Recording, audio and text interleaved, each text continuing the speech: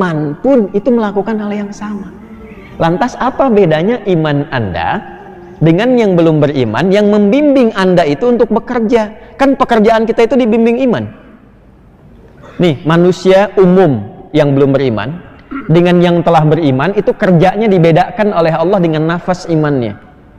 Kalau belum beriman, itu bahasa Qur'annya, khitabnya masih menggunakan kata nas. Al-Baqarah ayat 168. Ya, coba kalimatnya lihat. Lihat kalimatnya. Ya ayyuhan nasu kulu mimma fil ardi halalan thayyibah. Tapi kalau sudah beriman, berubah nanti panggilannya menjadi alladzina amanu, halalnya dibuang karena sudah ada imannya, thayyibnya dijamakkan menjadi thayyibat karena hasil dari iman dan ibadahnya. Pindah ke Al-Baqarah ayat 172-nya, ya ayyuhalladzina amanu kulu min thayyibati ma razaqnakum. Kenapa halalnya dibuang? Gak perlu disebutkan lagi karena sudah ada iman. Imannya menuntun dia untuk selalu mencari yang halal. Jadi nggak mungkin antum punya iman, bekerja memikirkan yang haram, itu mustahil. Alhamdulillah. Nggak mungkin orang beriman itu bekerja mengerjakan yang haram, itu mustahil karena punya iman. Karena itu tafsir nabinya jelas, la yasriqul mu'min indama yasriq fahuwa mu'min. Tidak mungkin orang beriman itu mencuri, korupsi. Ketika dia berniat tergerak, terfikir untuk mencuri, itu masih ada iman dalam dirinya. Ya, itu langsung penjelasan Nabi yang sangat dalam. Nah, kembali, kalau ini kita latih dalam keseharian, kemudian melahirkan karakter, dan kita ingin memohon dimudahkan, tarik urusan akhiratnya. Kerja buat apa? Ya Allah, pernah nggak berdoa begini? Mudahkan urusan saya dalam pekerjaan, supaya saya bisa menaatimu dalam kehidupan.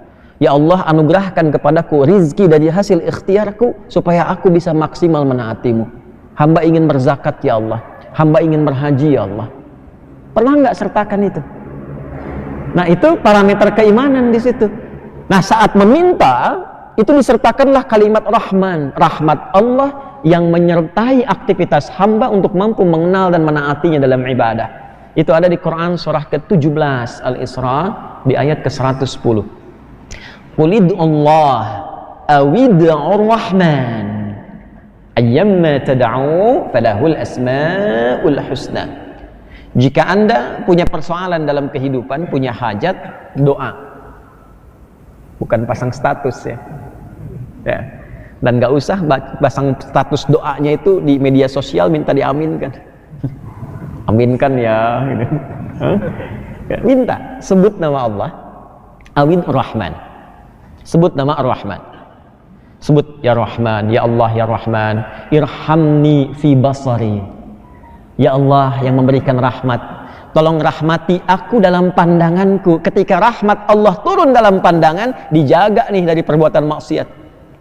Ya, sampai ke nafsu.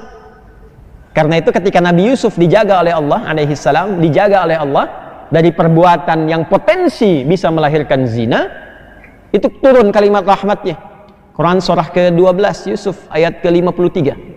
Ya, wa ma ubarri'u nafsi innan nafsa la'ammaratum bisu illa ma rahima rabbi. Ada rahmat di situ.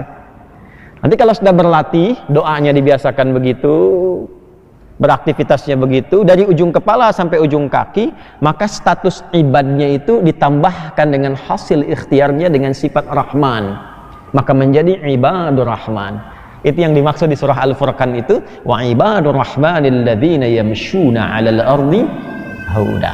Maka kalau sudah menjadi ibadur rahman, pandangannya tertata, pendengarannya tertata, tuturnya tertata sampai ujung kakinya. Sampai yang paling hebat, dia mampu mengontrol nafsunya. Sekalipun ada orang provokasi, dia bisa menempatkan respon sesuai dengan porsinya. Wa idza khatabahumul jahiluna qalu salama. Nah, nanti meninggalnya pun dipanggil dengan kalimat ibadnya. Jadi hidupnya untuk ibadah, namanya ibadur Rahman. Wafatnya pun ibadnya disebutkan, hasil ibadahnya ditampilkan sebelum wafatnya. Dalam sakaratul mautnya, jannahnya ditampilkan. Ada berapa pintu surga? Mau masuk surga nggak tahu pintunya, gimana ini? 8. Mau masuk surga nggak tahu pintunya, kenali dong. Ya, antum mau kerja aja sudah dipelajari aturannya, profilnya apa, ya kan? Ya, masa masuk surga nggak kenal pintunya. Maka yang 8 ini diturunkan jadi amal saleh. Jadi kalau kita turunkan kata-kata jannah dalam Al-Quran, itu selalu sandingannya dengan amal saleh. Ini Firdaus, alhamdulillah. Ini surga Firdaus. Amalnya apa? Amal salehnya. Quran surah ke-23 Al-Mu'minun misalnya, ayat 1 sampai 9. Ini amalnya 1, 2, 3, 4, 5 terus sampai ke bawah. Surga Aden apa amalannya? 1, 2, 3, 4, 5 terus sampai 8, sampai Jannatun Na'im. Jannah yang biasa. Surga dengan amal saleh. Karena itu ketika disebutkan kalimat surga pertama di Al-Quran, Al-Baqarah ayat 25, itu sandingannya iman dan amal saleh. Wa basyiril ladzina amanu wa amilus salihat anna lahum jannatin tajri min tahtihal. Maka saya, Anda, kita ini selama hidup mesti berlatih punya amalan yang diandalkan untuk meraih surga itu. Coba dari sekarang tunggangi. Misalnya latihan puasa, jadikan amalan andalan untuk pulang menghadap Allah. Pintunya apa? Ar-Rayyan. Ada babut tahajud, amalan andalannya bangun malam. Siapkan itu dari 8 mungkin 1 supaya jadi ya tautan kita saat pulang nanti. Ada yang ditunggangi saat pulang. Walaupun nggak ke 8-8-nya, turunkan salah satunya itu. Nah, nanti kebiasaan itu yang ditampakkan dalam sakaratul maut dengan surganya. Itu yang membuat kita tenang karena selama ini berhasil kita beramal. Ya, antum yang kerja nih niatkan supaya dapat harta, amalan harta nanti supaya masuk lewat babus sedekah. Pintu surga lewat harta ada. Dan jalur sanadnya ada yang ke situ itu. Nah, nanti begitu antum misalnya dalam sakaratul maut mau meninggal, ditampakkan hasilnya, makanya tenang melihatnya. Janji Allah itu betul-betul ditampakkan. Itu yang dimaksud Quran surah ke-89 Al-Fajr ayat 27 sampai 30. Ya ayyatuhan nafsul mutmainnah. Nah, mutmainnah itu hasil ibadah. Mutmainnah itu sifat dari tumakninah, itma'anna yutma'innu. Dalam sholat kan ibadah kan? Sholat ibadah ya? Nah, itu konfirmasinya dalam ibadah. Ada sifat tumakninah. Coba cek di Al-Bukhari nomor hadis 757. Dikonfirmasi di hadis Muslim nomor hadis 397. Yang dari Abu Hurairah radhiyallahu taala anhu, kisahnya Khalad bin Rafi Az-Zuraiqi. Ketika Nabi mengajarkan sholat yang benar kepada sahabat Khalad, kata Nabi, setelah kemudian engkau baca surat, kemudian ruku', ya, kemudian yang paling menarik, hatta tatma'inna raqi'ah. Ruku', jangan buru-buru bangkit i'tidal sebelum engkau merasakan tumakninah dalam ruku'. Tumakninah itu latihan untuk memberikan ketenangan. Yang ditenangkan apa? Nafasnya, jiwanya. Ketika nafas dilatih sehingga memiliki ketenangan itu, maka tumakninah berubah sifat menjadi mutmainnah. Nah, nafas ketemu mutmainnah, sifatnya disebutlah nafsul mutmainnah. Jadi karena terus rajin ibadah, sifat nafasnya berubah menjadi mutmainnah. Saat dipanggil pulang, sifat itulah yang disebutkan. Ya ayyatuhan nafsul mutmainnah, irji'i ila rabbiki radiyatan mardiyah. Perhatikan, fadkhuli fi ibadi, konfirmasi ibadah, wadkhuli jannah, di situ ditampakkan nih hasil kamu selama ini ibadah. Apa amalan andalannya? Nah, jadi di Quran itu tidak ada yang hampa, semua runtut itu. Nah, ini kalau bukan firman Allah mustahil demikian. Nah, di antara sekian banyak yang runtut itu adalah penjelasan tentang generasi-generasi yang berkehidupan selama perjalanan kita menjalani hidup dari masa lampau sampai dengan kini, sampai masa yang akan datang, sampai kiamat terjadi. Dijelaskanlah kemudian secara umum demikian, didetilkan lewat sabda Nabi begini prosesnya, supaya kita belajar. Nah, ini bedanya muslim yang sudah beriman dengan yang belum punya iman tuh, atau yang imannya lemah, menyikapi masa lalu itu untuk dipelajari, bukan dilupakan. Ya, seringkali orang kan ya sudahlah itu kan masa lalu, lupakan saja ya. Nah, bagi insan beriman tidak. Masa lalu itu dibentangkan untuk dipelajari. Kalau pernah salah, belajar dari situ supaya tidak terjebak lagi. Kalau itu soleh, lestarikan sampai kita berpulang. Karena itu alamatnya fi'il madhi. Fi'il madhi itu kata kerja lampau, itu fathah. fathah, terbuka. Kenapa dibuka? Untuk menjadi inspirasi dalam kehidupan. Nah, kita di dalam Al-Quran itu ditampilkan perjalanan orang-orang dulu yang pernah berkehidupan sejak era Nabi Muhammad SAW. Itu diinfokan bagaimana Adam alaihissalam sebelum turun ke bumi. Kisahnya disampaikan. Itu bukan sekedar jadi cerita, supaya jadi panduan hidup. Karena itu kesimpulan di akhirnya nanti yang di Al-A'raf itu, saat masuk ayat 26 sampai 31 itu, ya bani Adam la yaftinannakumus syaitanu kama akhraja abawaikum minal jannah. Hei anak cucu Adam semuanya. Dan itu hebatnya, anak cucu Adam, Bani Adam disebutkan 7 kali dalam Al-Quran, supaya pesan 7 hari dalam sepekan kita beraktivitas, jangan pernah diprovokasi oleh setan. Ini sampai sedetil itu, sampai kehitungan penyebutan katanya dalam Al-Quran. Anda kalau nggak percaya silahkan keluarkan jumlah kata yaum dalam Quran, Anda temukan persis sama jumlah hari dalam setahun. Keluarkan perbandingan daratan dengan lautan, presentasikan. Saya sudah pernah lakukan, dianalisis dengan hitungan matematika yang presisinya tinggi. Itu sama persis presentasinya, daratan sekian persen, lautan sekian persen. Nah, di antara sekian banyak perjalanan manusia dalam berkehidupan, Nabi SAW juga diinfokan tentang satu generasi yang karakteristiknya itu terwariskan dengan keragamannya di setiap masa.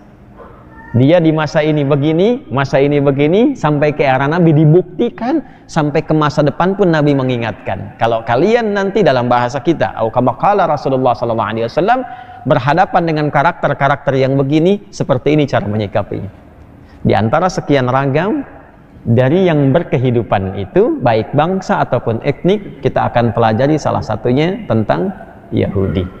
Bagaimana Yahudi berkehidupan, salah satu karakteristiknya sampai dengan akhir zaman. Ini pembukanya. Sekarang kita masuki pada inti bahasannya. Paham sampai di sini? Baik ya. Ini saya membuka dulu untuk mengondisikan teman-teman yang baru bergabung supaya nyaman duduknya. Kemudian yang kedua, supaya menstabilkan untuk audionya, karena kajiannya nanti ini menjadi sangat penting, akan lebih fokus pada sisi ilmiahnya. Jelas suara saya? Jelas ya? Insya Allah. Baik. Ibu kedengaran di belakang? Tidak? Alhamdulillah. Ada yang bilang tidak tapi bisa jawab ya. Kedengaran ya. Nggak apa-apa. Baik. Bismillahirrahmanirrahim. Yahudi di akhir zaman. Pembahasan kita akan mengenal dulu siapa itu Yahudi.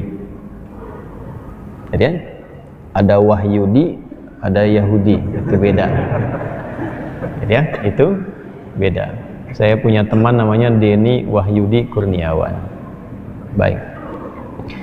1. Poin kedua, bagaimana mereka disifati dalam Al-Quran. Terima kasih. Wakaf pertama untuk Palestina ya. Alhamdulillah. Yang ketiga, bagaimana karakteristik mereka di akhir zaman. 3 ini yang kita coba akan pelan-pelan uraikan, sehingga pemahamannya insya Allah bisa lebih optimal. Karena waktunya terbatas, ada 1 jam ke depan, maka mohon izin kalau saya akan menguraikan dengan cukup padat, tidak kemana-mana, supaya fokus bahasannya lebih, kita bisa fokus, terkonsentrasi. Dan hal-hal terkait yang pernah saya sampaikan, saya cukupkan berikan isyarat kepada kajian-kajian sebelumnya yang Anda bisa akses di akun resmi kami yang ada Hidayat Official. Baik, kita mulai dengan bagian pertama, siapa itu Yahudi. Bapak Ibu sekalian, para ulama memiliki keragaman pendapat tentang definisi Yahudi.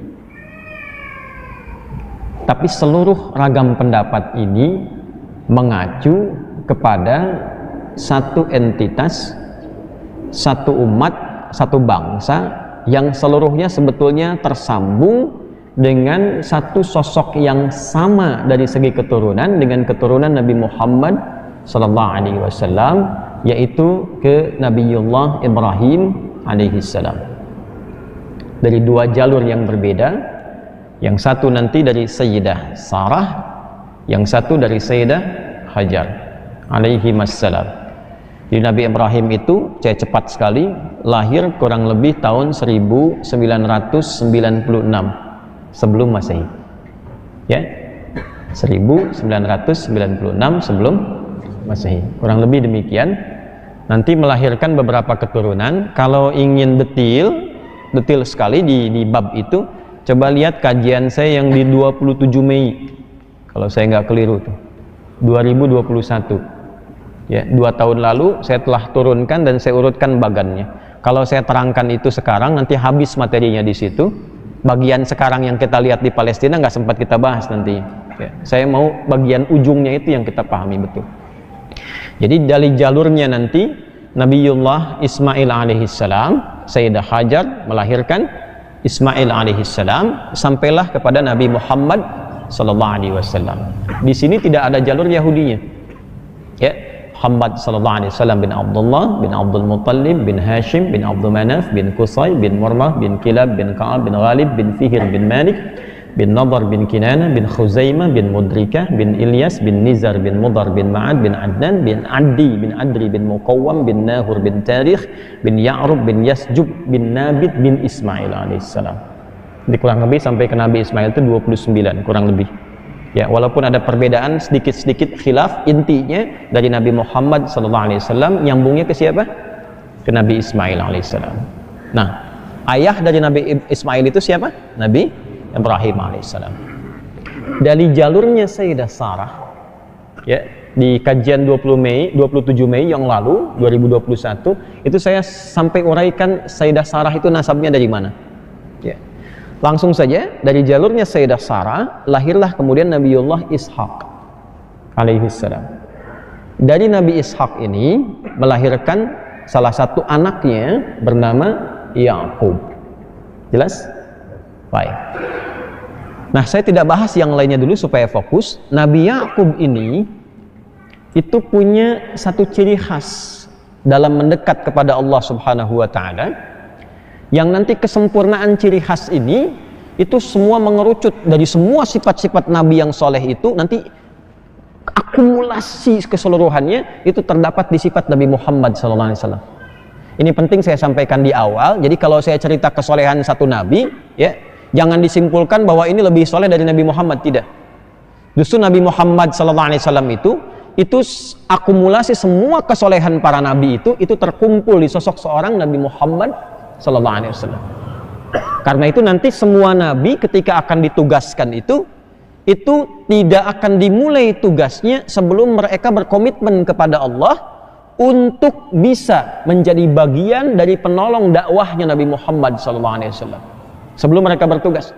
Itu diabadikan nanti di dalam Al-Qur'an surah Ali Imran ayat ke-81. Baik, kembali lagi.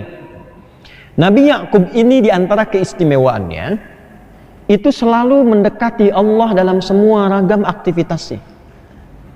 Jadi yang dijadikan acuan pertama kali selalu Allah, Allah, Allah. Saking dekatnya dengan Allah, itu semua urusan bahkan di rumah tangganya pun terkait anak-anaknya saja.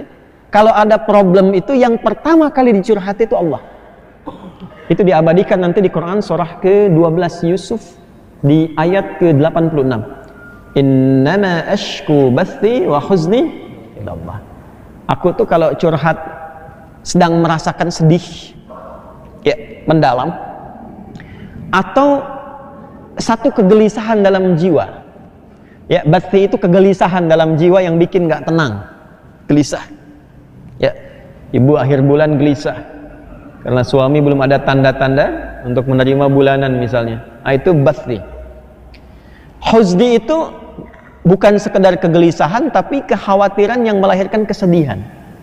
Gelisah yang sudah menghadirkan kesedihan, sudah ada air mata di situ. Huzn namanya. Itu ditumpahkan semuanya dengan sujud kepada Allah, minta. Saking dekatnya itu sampai meminta sampai seringnya air mata mengalir. Itu pernah terkait kasus dengan putranya Nabi Yusuf alaihissalam saja, itu matanya itu sampai mendekati buta. Bahkan ada yang menyebutkan buta karena menangis. Nah, sanad minta ini sama Allah itu nanti diwarisi salah satunya oleh salah seorang ahli hadis. Namanya Muhammad tinggalnya di Tirmidzi sehingga dikenal dengan At-Tirmidzi. Ya, tumbuh berkembang di Tirmidzi, ada yang menyebut Turmuz, dikenal dengan At-Tirmidzi. Itu beliau di akhir hidupnya itu matanya buta. Butanya itu bukan karena rajin baca riwayatkan hadis, bukan. Itu ahli hadis, ahli Al-Quran, ahli fiqih, ahli tahajud, ahli puasa, tapi di akhir hidupnya buta karena saking banyaknya menangis kepada Allah karena takut apa yang telah beliau hasilkan dalam hidupnya dianggap masih belum cukup mendapatkan rahmat Allah Subhanahu wa taala. Bayangkan tuh. Nah, karena saking dekatnya inilah kemudian disifatilah dengan satu nama yang khusus untuk beliau pada waktu itu, disebut dengan hamba yang sangat dekat dan taat kepada Allah. Ya, hamba yang dekat dan taat disebut dengan Isra, Allah-il dalam bahasa itu. Sehingga ketika digabungkan menjadi apa? Israel. Jadi kalau mendengar kata Israel, Israel itu artinya penamaan yang dilekatkan kepada siapa? Nabi Ya'qub alaihis salam. Nanti kakeknya, kalau kakek kan Nabi Ibrahim kan, lebih dekat lagi dengan Allah. Bukan cuma dalam ritualnya, dalam setiap tahapan hidupnya ujiannya lebih berat dibandingkan dengan Nabi Ya'qub alaihis salam. Belum punya keturunan, begitu punya harus disembelih gitu kan. Baru berdakwah sudah diancam sampai dibakar hidup-hidup, dan seterusnya. Karena itu naik statusnya lebih tinggi menjadi Khalilullah. Wattakhadallahu Ibrahima Khalila. Jadi yang ini Israel, yang kakek datuk ke atasnya Khalilullah. Nanti yang puncak ke bawahnya, yang terakhir, yang alhamdulillah kita dipilih menjadi umat beliau sallallahu alaihi wasallam, ya, itu Habibullah. Lebih tinggi lagi tuh. Makanya salawatnya pun lebih lengkap. Salawatnya lebih lengkap. Balik. Jadi kalau disebutkan Israel, maka yang dimaksud sosoknya siapa? Nabi Ya'qub alaihis salam. Tadi saya katakan sosoknya taat tidak? Taat. Maksiat tidak? Suka bunuh orang tidak? Nah, jangankan orang, pada binatang dan tumbuhan pun tidak merusak. Kan? Suka merampok tidak? Tidak. Suka menempati dan mengambil properti orang tidak? Tidak. Pernah datang jadi tamu terus mengusir tuan rumahnya? Tidak. Berarti kalau disebutkan Israel, Israel ini menunjuk kepada sosok Ya'qub alaihissalam yang begitu taat, begitu baik dan tidak punya sifat-sifat buruk yang tadi disebutkan. Jadi kalau ada orang mengambil nama ini dan menjadikan moto atau slogan dalam aktivitasnya, maka seharusnya yang diambil makna-makna ketaatannya, bukan makna-makna lawannya atau paradoksnya. Jelas sampai sini? Jadi kalau ada yang mengambil nama Israel tapi mempertontonkan misalnya keganasan, kriminalitas, genosida, pembunuhan dan sebagainya, itu sesungguhnya sedang menampakkan kontradiksi dengan namanya. Jadi baru disebutkan nama dengan perilaku saja, kalau sudah menyimpang kita tahu ini bukan Israel. Jelas? Halo, paham tidak? Paham ya? Baik. Nabi Ya'qub menikah. Baik. Kurang lebih ada 4 istrinya. Ada berapa? 4. Tenang Bu ya, ini Nabi Ya'qub. Ya. Dari 4 ini nanti melahirkan 12 keturunan. Berapa keturunan? 12 ya. Nanti 4 ini anaknya Laban, semua 4-4-nya, dari Lea sampai dengan Rahilah dan seterusnya. Ya. Dari 12 ini itu disebut dengan asbab namanya, anak keturunan. Lalu sifat yang melekat kepada kekeluargaannya yang mengacu pada genealogi silsilah yang sama itu disebut bani namanya. Apa namanya? Bani. Contoh, kita kalau diurut-urut nih, Anda, saya, kita, antum, ini keturunan Nabi nih. Ini wajah-wajah begini juga keturunan Nabi. Ya, bukan amin, memang nggak pakai amin pun keturunan Nabi. Ya, bukan Nabi Muhammad SAW, Nabi Adam. Sampai ke atas, Nabi Adam. Antum mau urut-urut nih sampai ke atas, bapaknya bin siapa, bin siapa, bin siapa, ketemu Nabi Adam tuh. Ya, karena kita adalah manusia, wajarnya manusia keturunan dari manusia lagi. Jadi nggak mungkin manusia keturunan atasnya dari binatang misalnya. Ya, kalau ada yang pengen dari monyet silahkan saja, itu urusannya kan. Kita nggak ikut-ikutan gitu kan. Tapi kalau kita urutkan diri kita pribadi ke atas, kita akan temukan kita bersumber dari manusia pertama, namanya siapa? Adam alaihissalam. Karena silsilah kita secara genealogis tersambung ke atasnya sampai ke Nabi Adam, maka kita pun disebut dengan Bani Adam. 7 kali disebutkan dalam Al-Quran. Ya, contoh misalnya Quran surah ke-7 di Al-A'raf ayat ke-31. Ya Bani Adam khudhu zinatakum anda kulli masjid. Bani Adam 7 kali disebutkan, 7 hari beraktivitas selama sepekan. Bani Adam. Yuk, perkecil skupnya. Karena ini tadi di antara keturunan Nabi Adam itu ada Ya'qub alaihissalam, sifat kesolehannya dan kedekatannya dengan Allah disebut dengan Israel, punya keturunan khusus 12 ini, maka disebut dengan apa? Bani Israel. Baik, dengan cepat ya. Nanti kita temukan di sebagian besar saja. Misalnya ada Syam'un. Dari Lea itu nanti melahirkan 6 anak. Ada Syam'un, ada Ruben nanti, ada Levi yang melahirkan imamat ke bawahnya sebagai pelayan atau keimaman. Yang keempat ada Yahuda. Highlight yang keempat ini. Ya. Jadi kalau kita urutkan lagi, ya, boleh nanti dari Ruben boleh, dari Syam'un boleh. Ruben misalnya, kemudian Syam'un, Levi, kemudian Yahuda, Izakhar dan Zabalun. 6. Nanti dari Rahilah ada Yusuf alaihissalam, ada Bunyamin. Jadi Yusuf dengan Bunyamin dari ibu yang berbeda. Ya, namanya Rahilah. Nabi Yusuf alaihissalam, kemudian Bunyamin.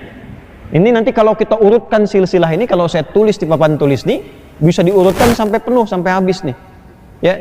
Bahkan nanti bisa kita turunkan dari Yusuf nurunkan siapa, dari Bunyamin nurunkan siapa, sampai nanti punya keturunan namanya Talut dari Bunyamin itu. Ya. Sampai ke Jad dan seterusnya ke bawah. Saya cukupkan di 8 ini dulu, ya, di 8 ini dulu. Kan dari Lea tadi ada 6, kemudian dari Rahilah ada 2, 6 tambah 2 berapa? 8. Yang bawah tidak saya tepikan untuk menghemat waktu karena ini perannya juga nggak terlalu banyak. Semua ini yang 12 disebut Bani Israel. Saya ulang, disebut Bani Israel. Jadi kalau di Al-Quran kemudian kita temukan kata Ya Bani Israel, Ya Bani Israel, maaf, yang pertama disebutkan pertama kali di ayat ke-40 surah Al-Baqarah.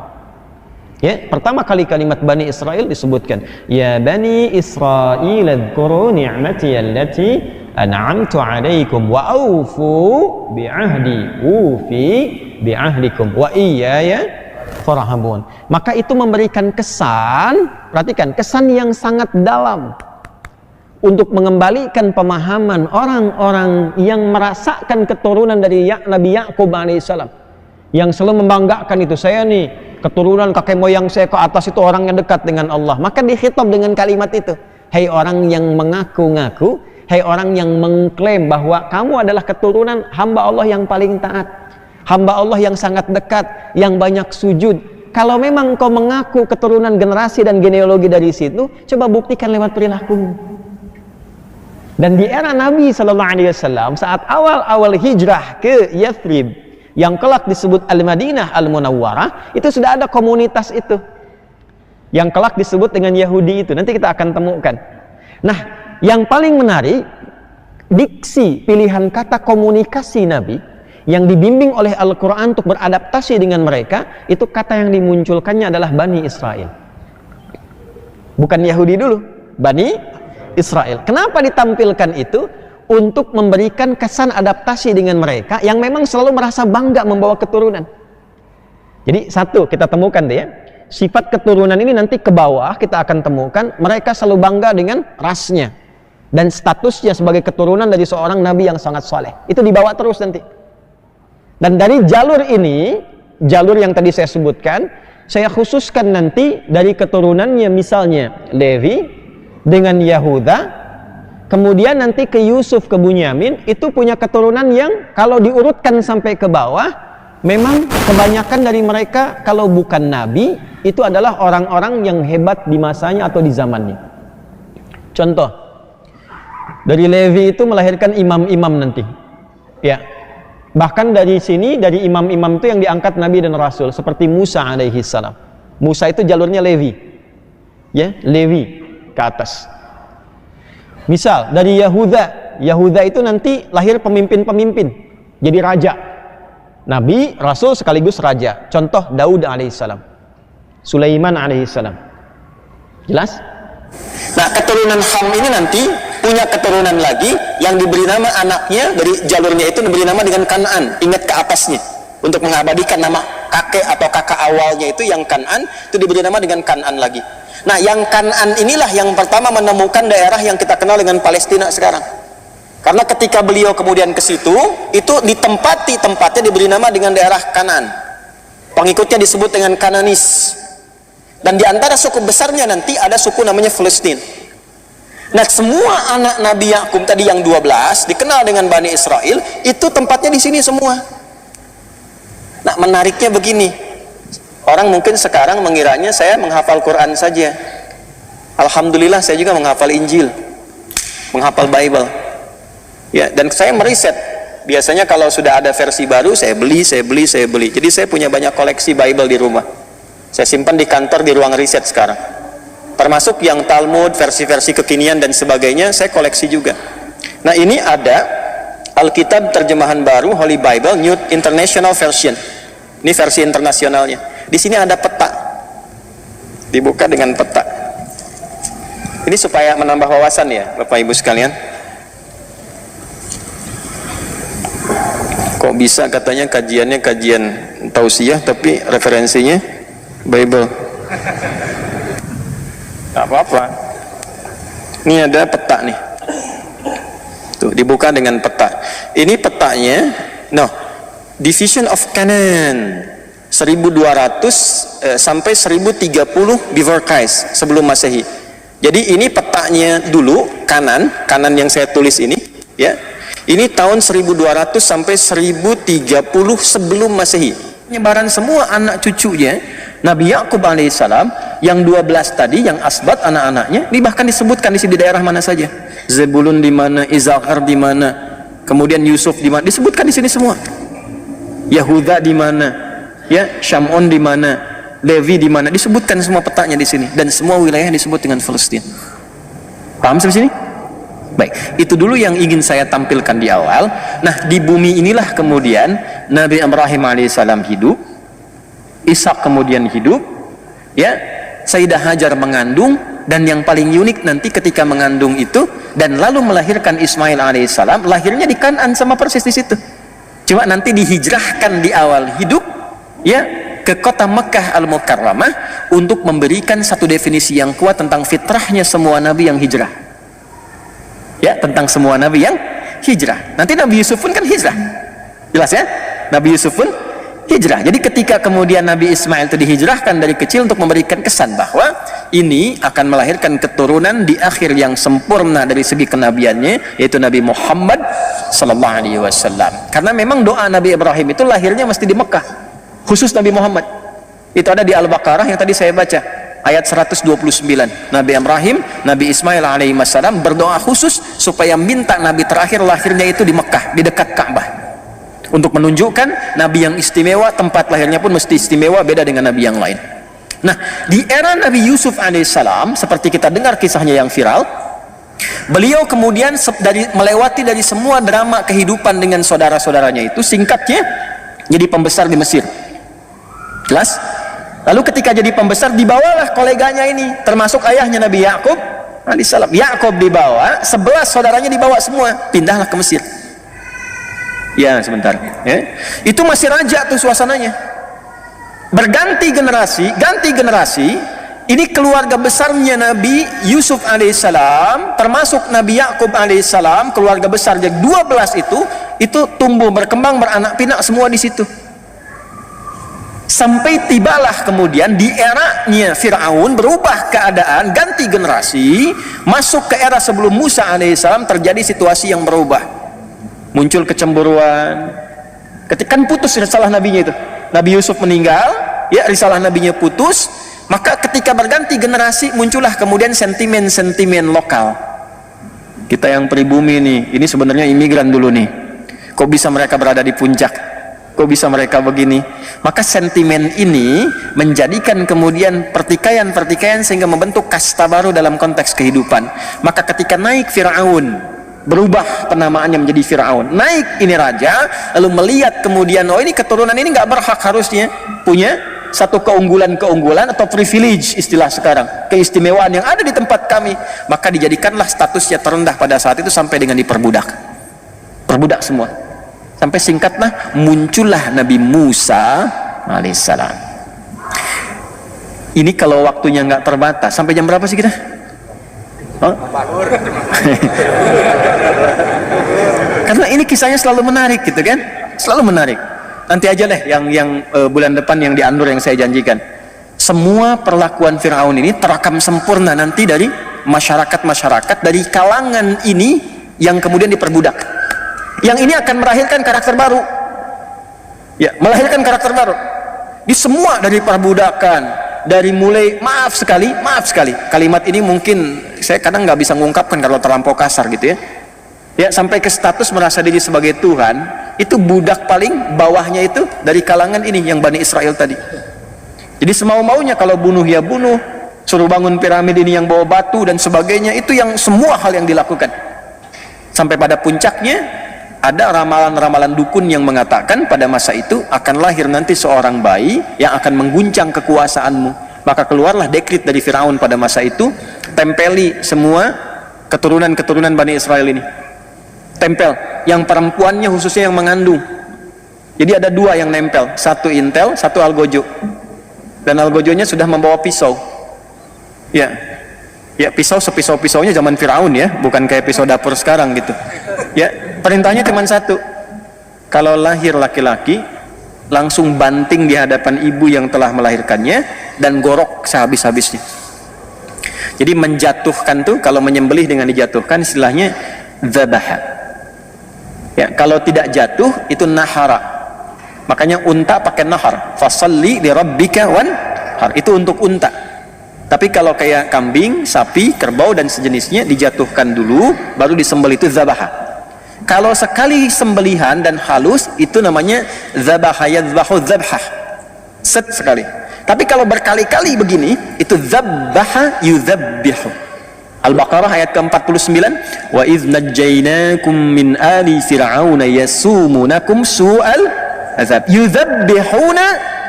Perintahnya jelas, eksekusi langsung, genosida, habisin setiap ada laki-laki, perempuan boleh hidup. Jadi pada masa itu semua itu kekejian, kekejaman dan sebagainya Firaun. Maka Anda sudah paham, kita sudah tahu, di antara sekian bayi itu ada satu yang dilindungi oleh Allah Subhanahu wa taala untuk berkehidupan dan membebaskan keturunan-keturunan beliau itu ke atasnya dari perbudakan Firaun. Itulah yang kita kenal dengan Musa alaihissalam. Siapa namanya? Nabi Musa alaihissalam. Itu keturunan ke atasnya ke Lewi tadi yang saya sebutkan. Dari keturunan Lewi melahirkan Musa alaihissalam. Secara singkat, Musa tumbuh dewasa tadinya dalam pemeliharaan istrinya Firaun yaitu Asiyah, dan kelak kemudian masuk Islam. Setelah dewasa jadi pemuda, singkatnya jadi nabi dan rasul. Lalu disitulah terjadi pertentangan antara Musa dengan Firaun. Musa diutus oleh Allah sebagai nabi dan rasul untuk membebaskan umat dan kaumnya pada masa itu dari perbudakan. Risalahnya itu satu, dan diberikan kitab disebut dengan apa? Taurat atau Torah dikenalnya, Taurat atau Torah. Perhatikan baik-baik, ini tolong highlight baik-baik ya. Ketika terjadi pertentangan antara Musa dengan Firaun itu, Musa membawa risalah kenabian dan kerasulan, tugasnya langsung dari Allah. Firaun membawa risalah nafsunya sampai mengatakan saya Tuhan yang paling agung, gak ada Tuhan selain saya, ana rabbukumul a'la. Secara singkat, perhatikan, maka dilakukanlah oleh Firaun semua jenis segala hal yang bisa menjatuhkan Musa. Propaganda. Jadi ilmu propaganda itu sudah ada dalam Al-Quran, diabadikan, dan yang pertama kali disebutkan propaganda keburukannya itu Firaun. Dalam media-media Firaun itu sudah disebarkan. Ya, ini sebetulnya perusak aja. Yang punya tempat itu kita, yang punya wilayah itu kita. Ini mau mengeluarkan kita dari sini, ini ingin merusak kita, ingin merubah tatanan kita yang sudah eksis, yang sudah baik dan sebagainya. Kemudian apa yang dilakukan? Ke internalnya disebutkan A, ke eksternalnya disebutkan B. Itu sudah ada. Lalu keluar, nah ini kan kelompok kecil aja, ini bukan mewakili semua kebutuhan manusia, ini cuma kelompoknya Musa aja yang kecil. Ya, innahu lasirzimatun qalil, ini cuma kecil-kecil aja. Nah, jadi Firaun itu kalau skala yang dihadapnya tinggi, dia rendahkan tuh caranya. Ya, misal ya, kalau kita tarik di kekinian, masalahnya Jawa Barat misalnya, atau Indonesia nih, udah bikin kecilkan jadi Jawa Barat. Oh, Jawa Barat ini terlalu besar, kecilkan Bekasi.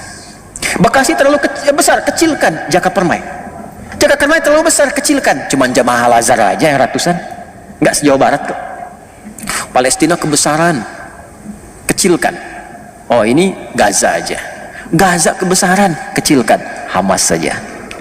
Innahu lasirzimatun qalil. Nah, ini pembuka dulu ya, tadi saya yang mau saya sampaikan. Jadi semua perlakuan Firaun ini terekam sempurna oleh kaumnya Nabi Musa alaihi salam, yang kelak nanti dari semua mereka membentuk karakter-karakter yang unik, yang mewarisi genealogi ini. Nanti umatnya Nabi Musa ini walaupun dibebaskan dari Firaun, tapi nanti ada yang mewarisi sifat dan karakter Firaun. Nanti kita akan lihat itu dalam perjalanannya. Ini sangat menarik sekali. Ya, nanti ada yang betul-betul taat dan berubah, ada yang diambang pertengahan dengan keraguan, ada yang puncaknya dia ikut diselamatkan tapi menyimpang dari ketentuan kepada Allah Subhanahu wa taala. Secara singkat, nih Tuhan KW wafat nih, tenggelam. Ya, yang mengaku Tuhan kan, Anna Rabbukumul A'la, KW kan. Allah tuh begini, kalau ada orang terlampau tinggi, ngaku paling tinggi, itu cara diwafatkan, dibinasakannya dengan cara yang membuat kita jadi tertawa, dikecilkan, direndahkan. Contoh, Namrud, cuma sama semut aja. Namrud kan ngaku Tuhan. Ngaji Qurannya yang banyak dong, ngaji supaya nyambung kita, ya. Jadi Al-Baqarah ayat 258 kan ngaku Tuhan dia.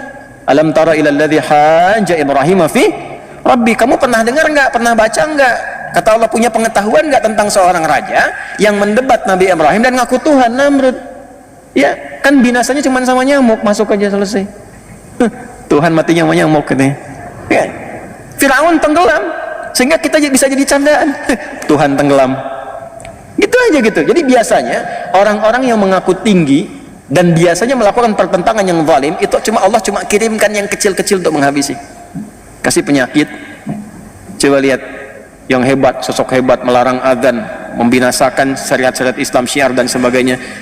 Itu binasanya cuma sama penyakit aja katanya, cuma sama kuman kecil meninggal. Tuhan matinya sama kuman katanya. Itu seperti itu tuh. Selalu demikian fitrahnya. Makanya hati-hati ya. Hati-hati deh. Balik. Ini sudah tenggelam, sudah selesai. Musa membawa alaihi salam semua kaumnya tuh. Sudah melewati Laut Merah itu kan, sudah dibawa, sudah keluar dari situ. Allah akan tempatkan, balikin lagi ke sini. Ya. Karena di sini nanti tempat-tempat ini yang bisa membuat mereka itu hidup lebih tenang, lebih biasa, lebih nyaman. Karena memang apa? Syariat-syariat yang dibawa dari sebelumnya dengan nilai-nilai keislaman.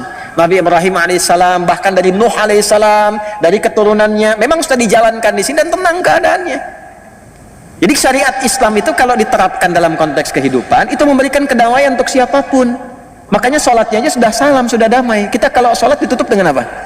Assalamualaikum warahmatullahi wabarakatuh. Assalamualaikum warahmatullahi wabarakatuh. Risalah salam dari dulu sudah ada. Dulu semua nabi sholat. Nabi Musa sholat. Quran surah Taha itu ayat 20. Innani anallahu la ilaha illa ana fa'budni wa aqimis salata li dzikri. Nabi Ismail yang lahir di Kan'an di Palestina itu sholat. Bahkan minta semua keluarganya sholat. Quran surah 19 Maryam ayat 55. Wa kana ya'muru ahlahu bis salah. Ya, sholat. Nabi Zakaria sholat. Ali Imran ayat 38 sampai 39. Nabi Isa Yesus Mesias sholat. Quran surah ke-19 ayat 31 sampai 33. Wa usani bis salah. Sholat. Dan risalah sholat itu melahirkan kedamaian, ketentraman. Karena itu setelah keluar dari situ dibimbing, diperintahkan oleh Allah kepada Nabi Musa, bawa nih ke negeri ini.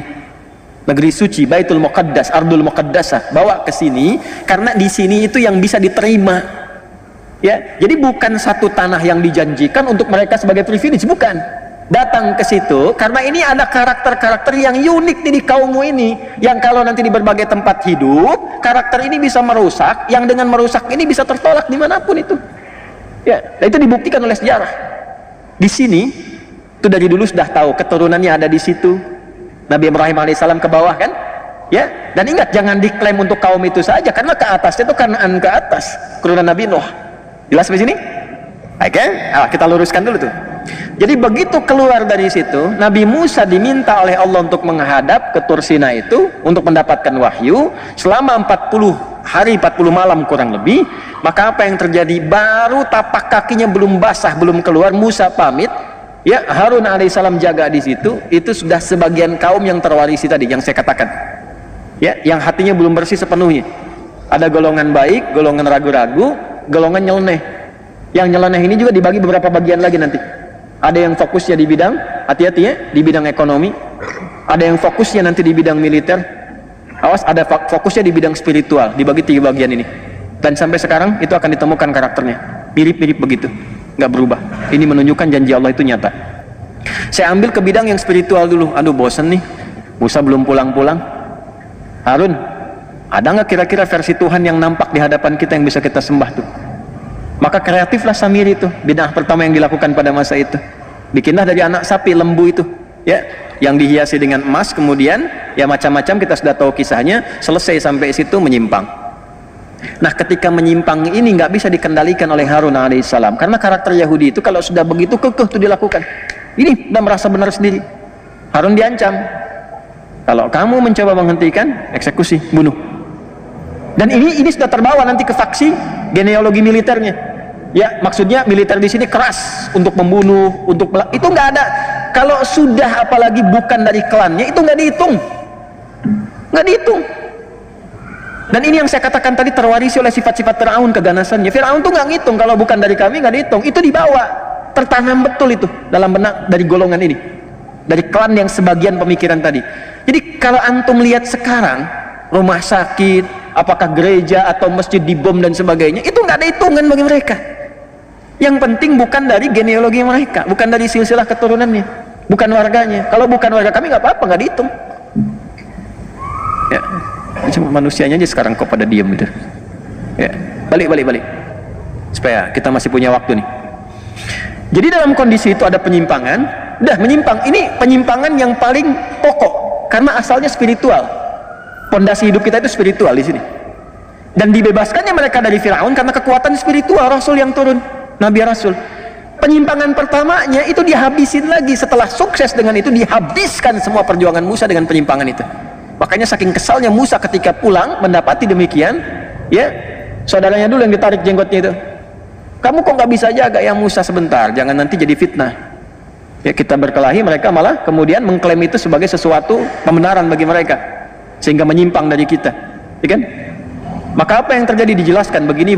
Marah Musa, dihancurkan kemudian lembunya itu, Samirinya dihukum. Nah, disinilah kemudian diabadikan di Quran surah ke-7 Al-A'raf di ayat yang kita mulai dari 155 tuh. Ya, sudah. Dan Musa memilih waktara Musa, dan Musa memilih 70 orang, ya, sab'ina rajulan limiqatina, 70 orang dari kaumnya untuk bertobat kepada kami. Nah, di sini kita akan masuk kepada kata Yahudi. Lihat baik-baik. Begitu menyimpang, Musa merasakan, ya Allah, ini saya baru terima wahyu, kok umat saya jadi begini. Maka saking dalamnya penyesalan Musa kepada Allah, maka dipilih siapa yang masih bersih nih, yang nggak terkontaminasi, yang tidak ikut-ikutan kepada ya kreativitas bid'ahnya Samiri, maka dipilih 70 orang. Nah, di halaman yang ke-169 paling bawah, ayat 155 ada? Baik. Dipilih 70 orang, lalu limiqatina, untuk datang kepada kami, kata Allah. Maksud datang itu dia menghadap untuk taubat. Dibimbing oleh Musa taubat kepada Allah. Di antara kalimat taubatnya diabadikan di Al-A'raf ayat 156 yang tadi, pindah ke halaman 170 ke atas.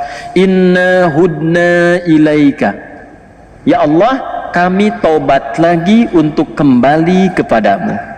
Jadi ketika salah mendapatkan pedoman namanya hudan, pedoman itu diambil untuk kembali kepada Allah, itu bahasa Arabnya disebut dengan hudna.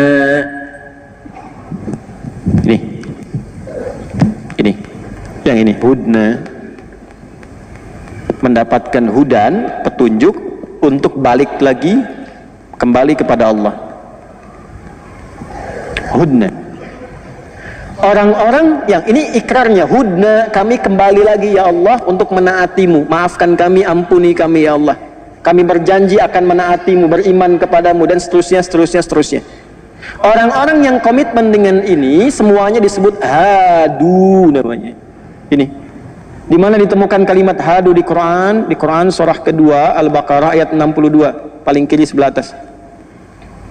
Innalladzina amanu walladzina hadu wan nasara was-sabiina man amana billahi wal yaumil akhir, dan seterusnya ayat. Hadu ditemukan. Sifat dari ini mewakili karakternya disebut dengan Yahud. Kalau diikutkan ke sini disebut dengan Yahudi. Jadi Yahudi itu kalau kita temukan itu bukan nama orang. Jelas? Juga kalau mengacu pada pendapat pertama, kita bisa konfirmasikan bukan menunjuk pada silsilah keturunan dari Yahuda, bukan. Tapi Yahudi itu memberikan kesan awalnya ditemukan kata ini pada perjalanan umatnya Nabi Musa alaihi salam, yang mereka kemudian menyimpang karena provokasi dan bid'ahnya Samiri itu tadi. Lantas kemudian dipilih oleh Nabi Musa alaihissalam orang-orang yang tidak terkontaminasi untuk tobat kepada Allah, meminta petunjuk untuk mendekat, komitmen pada wahyu, maka disebutlah dengan ikrar mereka, hudna, kami ya Allah balik lagi. Jelas?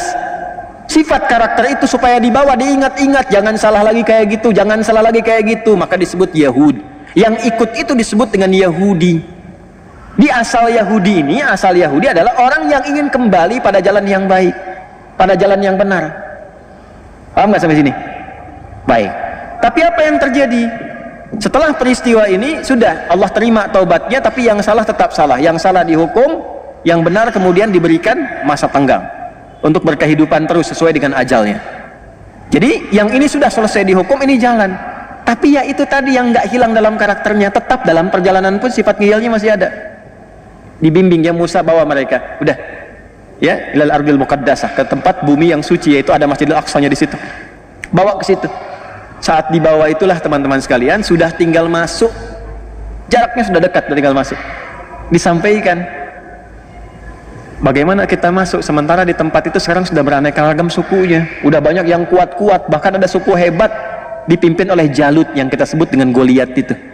Wah Musa, kami nggak mau masuk lah, di sana kami takut katanya kan. Nah ini saya konfirmasikan, penindasan yang berlangsung selama era Fir'aun itu membentuk karakter Yahudi ini, kalau disebut Yahudi, atau kalaupun dilekatkan kepada kata Bani Israel, sebetulnya membentuk karakter sifat takut yang sangat dalam. Jadi Yahudi itu sebenarnya penakut. Saya konfirmasi ya, Yahudi itu sebetulnya penakut. Nanti kalau satu saat Anda umrah atau haji, mungkin bersamaan dengan saya, misal satu masa, nanti saya ajak antum ke satu benteng yang waktu itu ada Yahudi Madinah. Di benteng yang paling populer di sana itu bentengnya Ka'ab bin Ashraf. Jadi dari dulu untuk menutupi ketakutan itu mereka selalu membuat benteng-benteng besar sebagai perimeter supaya diisolasi di dalamnya. Nah itu diabadikan di surat Al-Hasyr. Makanya kalau sekarang antum lihat di wilayah Palestina yang diklaim itu, ya kan?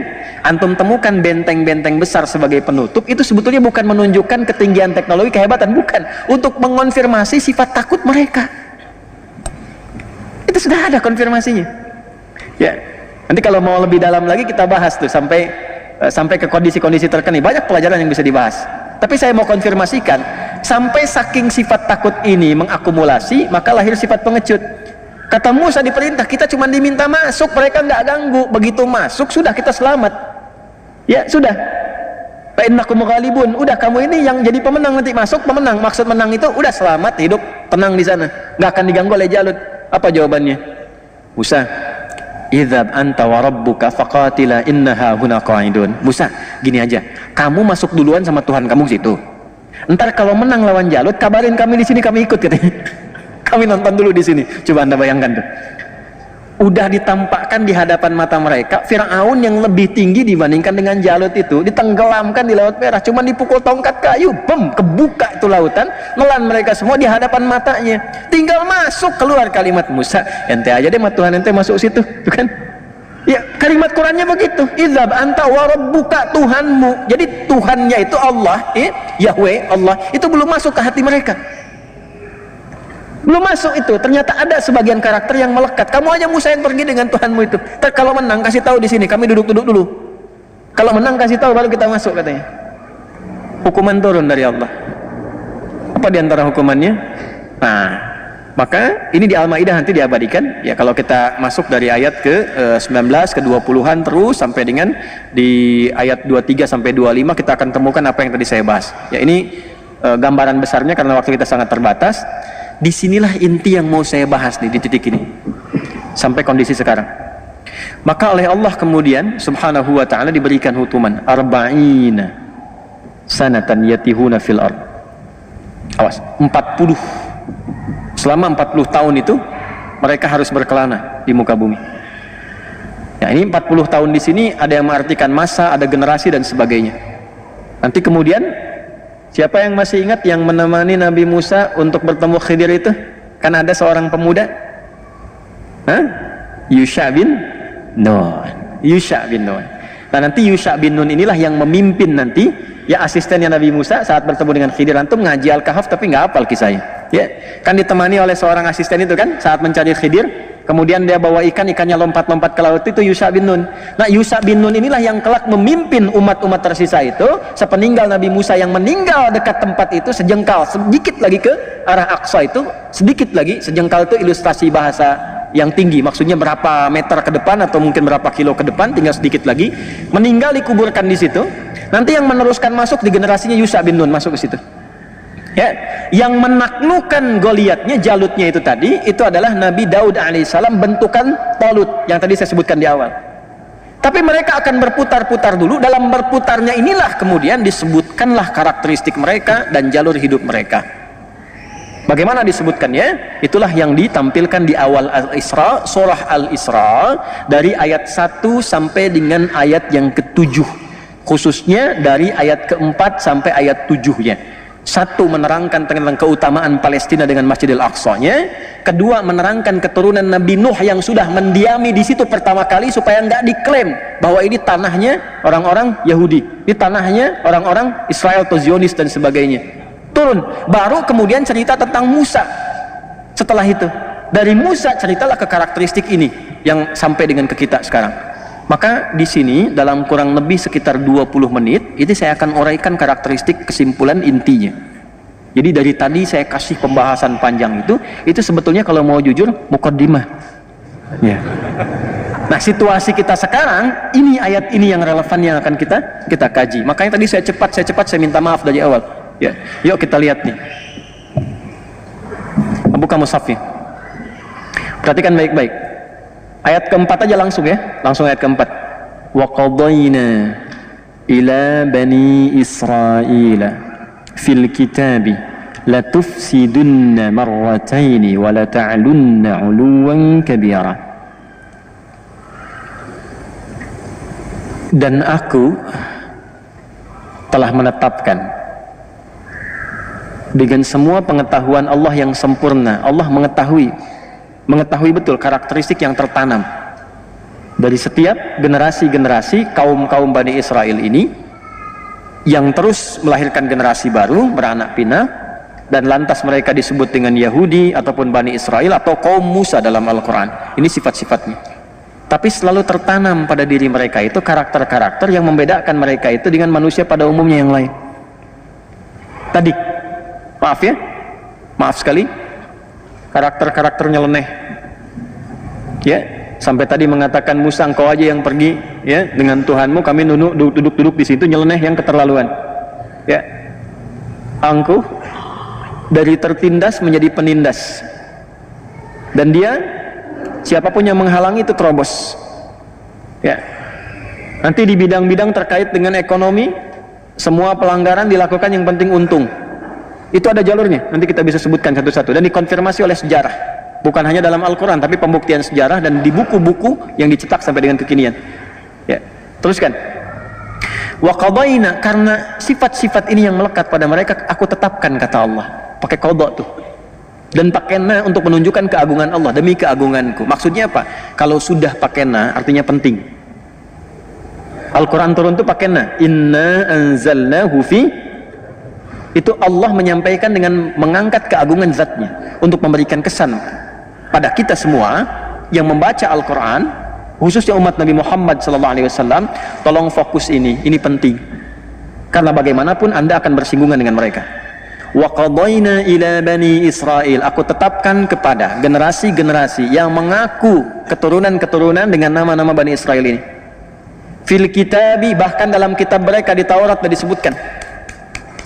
Nanti disebutkan kembali dalam Injil dan disempurnakan semuanya dengan detail karakternya dalam Al-Quran. La tufsidunna fil ardi marwatain, kalian akan berbuat kerusakan yang parah di muka bumi itu sampai 2 kali, 2 masa. Awas, wala ta'lunna 'uluwan kabira, dan kalian akan bertindak di muka bumi ini dengan tindakan yang sangat keterlaluan. Ya, jadi di atas togo, jadi ada togo, ada ulu. Kalau togo itu bersikap kriminal kepada manusia dan pencipta. Di atas itu ulu. Jadi sudah bukan kriminal lagi. Ya, sudah berani mengungkap, menantang Tuhan. Ada nabi yang berkelahi dengan Tuhan, nabinya menang katanya. Udah ada begitu tuh. Ya, sudah uluwan kabir. Itu fil ard, 2 kali yang dilakukan. Nah, para ulama mengungkap tentang 2 fase ini. Jadi ada 2 fase pelanggaran mutlak yang akan dilakukan generasi-generasi ini di dalam kehidupan mereka sampai dengan kiamat. Itu 2 pelanggaran mutlak. La tufsidunna pakai la, kemudian nun taukid di akhirnya untuk menegaskan ini benar-benar akan terjadi. Ya, fil ardi marrataini, levelnya itu level dunia, level global, bukan lokal. Saya ulangi, levelnya level dunia, global, bukan lokal lagi. 2 kali. Kapan level yang pertama ini terjadi dalam level dunia ini? Kapan kerusakan pertama terjadi? Wala ta'lunna 'uluwan kabira, dan Anda bersikap sudah melampaui batasan yang tertinggi. Jadi batas tertinggi itu disebut ada tagha, perilakunya disebut dengan tughyan. Orangnya taghi, jamaknya tagut. Firaun disebut dengan tagha. Firaun, izhab ila fir'auna innahu tagha. Itu Firaun. Ini levelnya di atas Firaun. Sudah uluwan kabira. Ya, uluwan kabira. Sifat ulu itu kembalinya kepada Tuhan. Allahu Jalla wa Ala, sifat ala disebut ulu. Itu sudah melampaui sifat-sifat tagha, ya. Ya. Ini sudah ulu, di atas ini ada ulu. Dan disifati dengan uluwan kabira, damage-nya tinggi. Nih. Maka para ulama menelusuri sejarah. Dilihat, Anda kalau buka kitab-kitab tafsir yang klasik, dari misalnya tafsir At-Tabari gitu kan, sampai dengan kekinian, sampai yang Sya'rawi, ceramah beliau yang kemudian didokumentasikan, dituliskan, atau Tahrir wa Tanwirnya Muhammad bin Tahir bin Ashur, itu Anda akan temukan dari yang klasik sampai yang kontemporer. Ternyata fase-fase ini ditemukan fase kerusakan pertama. 1, afsada yufsidu. Tufsid itu dari afsada yufsidu, merusak. Merusak itu cuma, kata para ulama, cuma akan terjadi dengan 2 fase. 1, dirinya dulu rusak. Yang kedua, baru merusak keluar. Nggak mungkin orang bisa merusak kalau nggak dimulai dari fase pertama, yaitu rusak dulu dirinya. Jadi ada generasi rusak di sini. Dari sekian umat Nabi Musa yang disebut dengan Bani Israel, yang Hudna tadi, Yahudi itu diantara mereka ada yang rusak. Udah jelas. Ya, ada yang baik, ada generasi baik, yang generasi 70 tadi yang dibawa tobat itu. Ya, ada yang diantara mereka memang rusak. Cara berpikirnya udah rusak, dibawa nostalgia ke masa lalu, harus begitu, mau nggak mau mesti begitu, kalau nggak habisin semua, rusak itu. Nah, sifat itu yang menjadikan mereka, kalau dengan siapapun termasuk nabi nggak sesuai dengan karakter mereka, selesaikan, termasuk bunuh nabinya. Maka kerusakan pertama yang terjadi dari generasi rusak ini adalah langsung membunuh nabinya. Nabi Zakaria itu dibunuh oleh generasi ini. Jadi setelah Nabi Musanya meninggal, terus generasi masuk, Daud, Sulaiman selesai, kan terakhir Nabi Isa. Nabi Isa itu kurang lebih jarak ke Nabi Muhammad itu 600 tahun. Sebelum Nabi Isa lahir, Nabi Isa itu kan anaknya Maryam. Ya kan? Maryam anaknya Imran dengan Hannah. Imran punya saudara namanya Zakaria. Hannah punya saudari namanya Elisabat, Eliasobat. Zakaria menikah dengan Eliasobat. Imran menikah dengan Hannah, melahirkan Maryam. Sebelum lahirnya Nabi Isa, Maryam lahir, itu Zakaria alaihissalam belum punya anak. Maka berdoa di mihrabnya Maryam, sholat di mihrabnya Maryam, supaya minta diberi keturunan. Secara medis istrinya divonis sudah monopos dan mandul. Maka dengan izin Allah, di mihrab Maryam itu berdoa, dikabulkan oleh Allah. Akan punya anak langsung, namanya dari Allah Yahya. Itu diabadikan di Quran surah 3 Ali Imran ayat 38 sampai 39. Ya hunalika da'a Zakaria rabbah qala rabbi habli min ladunka dzurriyyatan thayyibah innaka sami'ud du'a fanadathu al malaikatu wa huwa qa'imun yusalli fil mihrab anna Allah yubashshiruka bi Yahya. Yahya, John. Ya, Yahya. Bahasa Inggrisnya atau Latinnya John. Ya, John, Yohanes, John. Jelas?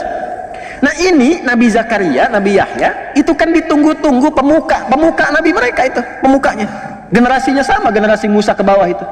Ya, itu Yahya itu dihadirkan pertama kali oleh Allah seperti Harun kepada Musa, disiapkan dulu supaya menyiapkan jalannya Isa alaihissalam ketika membawa risalah. Ya, karena Nabi Isa itu nanti dari bayi sudah dapat tugas, tumbuh dewasa, mudanya itu meninggalnya muda, jadi nggak nikah Nabi Isa itu, nggak sempat nikah, 30-an tahun lebih sedikit itu sudah meninggal. Ya, inni mutawaffika wa rafi'uka ilayya. Ya, diwafatkan, diangkat kemudian oleh Allah Subhanahu wa taala. Makanya makamnya sampai sekarang nggak ditemukan. Ya, diangkat. Jadi sudah sampai di situ disiapkan dulu. Yang menyiapkan siapa? Allah. Siapa yang ditunjuk? Nabi Zakaria lewat anaknya Yahya. Itu meninggalnya dibunuh oleh kalangan yang rusak ini. Bayangin sampai bunuh Nabi. Bahkan kalau mau tarik sebelumnya Nabi Soleh ada. Mungkin antum belum pernah dengar kisah ada Nabi di Gergazi meninggalnya. Belah dua. Gitu. Mereka yang nuntut, ada mukjizat, dikasih kemudian unta keluar dari batu, udah gitu untanya dihabisin, nabinya dibunuh. Ini golongan rusak tadi.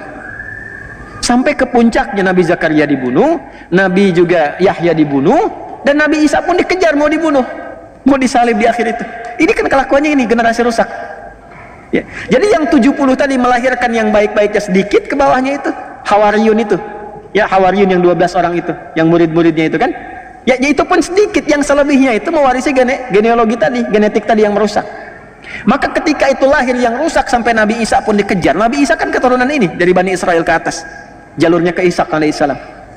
Maka apa yang terjadi? Itulah yang membentuk karakter. Maka dihukum oleh Allah karena karakter ini merusak. Maka golongan orang-orang rusak ini di setiap tempat dimanapun itu gak akan bisa diterima. Maka 3 fase mereka hancur. 3 fase mereka hancur. Pertama, masanya yang gue lihat itu Jalut. Ini sudah viral di kitab-kitab tafsir. Yang kedua, masanya Nebukadnezar yang datang dari Babilonia. Habis semua, dihancurkan, habis dikejar-kejar, kemanapun ada dikejar. Karena selalu merusak, tinggal sini merusak, golongan rusak ini. Yang ketiga, era Romawi. Ya, sesaat kemudian sebelum masuknya khususnya di era-era sepeninggal Nabi Isa alaihissalam sampai nanti ke era sebelum kelahiran Nabi Muhammad SAW, tidak ada satupun orang-orang generasi ini termasuk Yahudi yang lainnya menetap dimanapun kecuali selalu datang Romawi menghabisi mereka dimanapun. Ya, sampai nanti generasinya Turki Utsmani sampai periode yang berikutnya. Itu setiap tinggal mau wilayah Eropa dimanapun selesai inkuisisi. Kalau nggak digantung, disiksa, habis, dikejar kemanapun. Nggak ada yang bisa menetap karena perilaku ini. Ya. Jadi golongan rusak itu tinggal dimanapun sifatnya merusak. Di kalau dagang pengen yang paling unggul, tapi cara unggulnya itu ini diadu dulu nih, yang eksis diadu supaya hancur. Begitu hancur dia masuk di setiap tempat, setiap era dengan cara berbeda tapi polanya sama, selalu ingin unggul. Dan sifatnya itu semua sistem dalam berkehidupan disebut milah namanya. Itu prinsip mereka, sepanjang ada sistem berkehidupan di era manapun kita harus yang paling atas apapun caranya. Itu yang diungkap di Al-Baqarah ayat 120. Walan tarda ankal yahudu walan nasara hatta tattabi'a millatahum. Antum bedakan din dengan millah itu beda.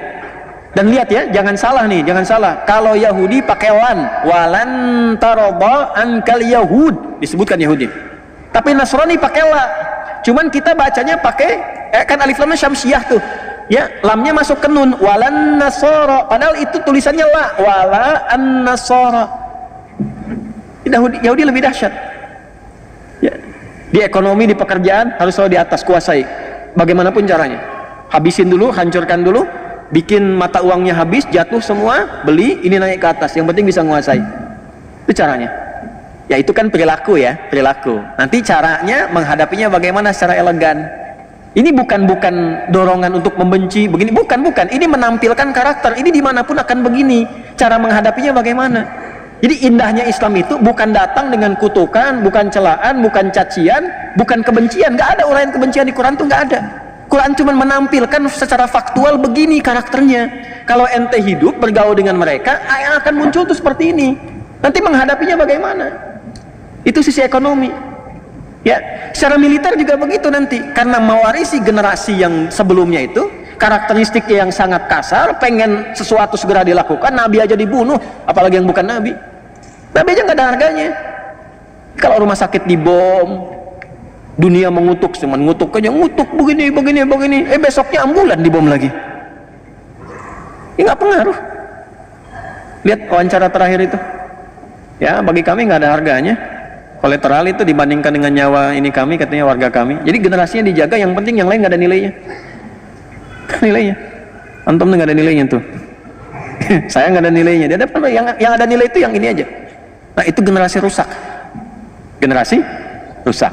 Nah nanti 3 kali tuh di fase terakhir, fase Romawi. Maka di mana-mana itu kemudian habis. Baca Qurannya lagi. Ya, yuk kita bacakan lagi. Wa qadayna ila bani Israil fil kitab la tufsidunna fil ardi marratayn wa la ta'lunna 'uluwan kabira. Terus fa idza jaa wa'du ulahuma ba'athna 'alaikum 'ibadan lana uli ba'si syadid fajasu khilalan diyar wa kana wa'dan maf'ula. Jadi begitu kerusakan pertama terjadi tadi, yang membunuh nabi, membunuh rasul, berbuat kerusakan, maka diutus oleh Allah itu hamba-hamba yang lebih rusak tapi kuat. Ya, yang dimaksud di situ bukan yang muslim, bukan. Ya, yang memang udah sama-sama keras dengan mereka tapi sudah menghabisi mereka. Puncaknya di Romawi tadi. Jadi dari yang pertama tadi Goliat, Jalut, kemudian ada Nebukadnezar. Ya, setelah itu kemudian di fase akhirnya Romawi. Makanya di negeri-negeri Eropa itu wajar kalau mereka terusir semua. Di Eropa terusir, baca sejarah deh. Di Jerman terusir, Austria terusir, di Eropa semua terusir. Jadi nggak ada yang pengen sebetulnya ada di situ tuh, nggak ada yang pengen. Ya makanya mereka cari tempat aja, yang penting jangan di sini, jangan di sini. Karena tahu kalau ada di situ rusak tuh negerinya.